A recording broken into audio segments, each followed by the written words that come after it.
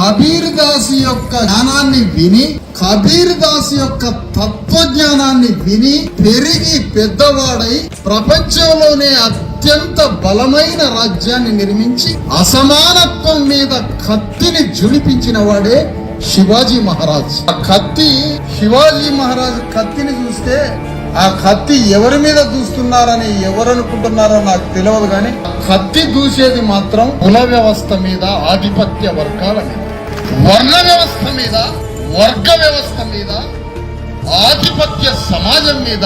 కబీర్ తత్వజ్ఞానంతో పెరిగి పెద్దవాడై కుల వ్యవస్థ మీద ఢీకొని పోరాడి ఒక రాజ్యాన్ని నిర్మాణం చేసి శివాజీ రాజ్యాన్ని ప్రపంచం ముందు నిలబెట్టి అంత సగర్వంగా నిలబెట్టిన శివాజీ రాజ్యానికి రాజ్యాంగం ఏంటో తెలుసా?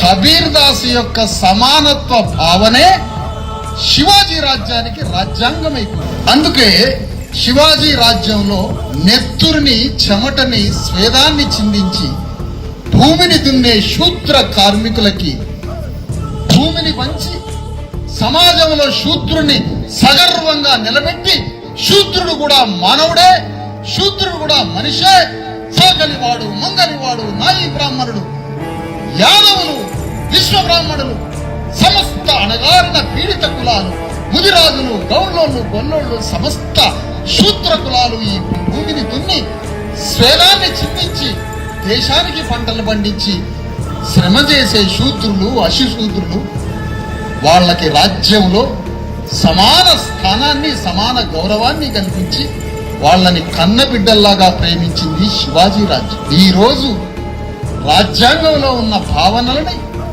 ఆ రోజు శివాజీ రాజ్యంలోనే కనిపించిన స్థాయిలో గొప్పగా పరిపాలించాడు శివాజీ రాజ్యం. ఆ శివాజీ రాజ్యానికి కాన్స్టిట్యూషన్ కబీర్ దాస్ ఫిలాసఫీ.